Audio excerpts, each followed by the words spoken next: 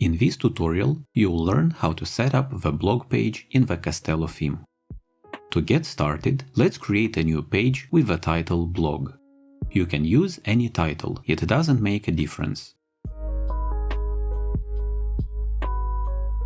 Now go to the reading page in the settings section and use this newly created page as your posts page. Let's add a link to our blog. Go to the menus page in the appearance section and open the primary menu.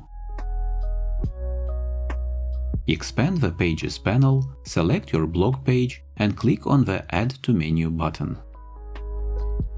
Now place the link anywhere you like by dragging the link item to the preferred position.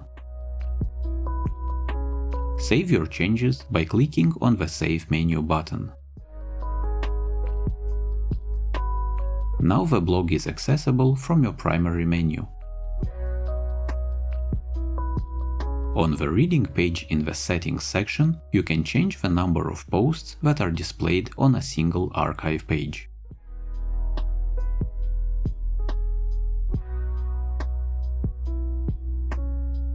If all this sounds too difficult, you might be interested in our special professional setup package.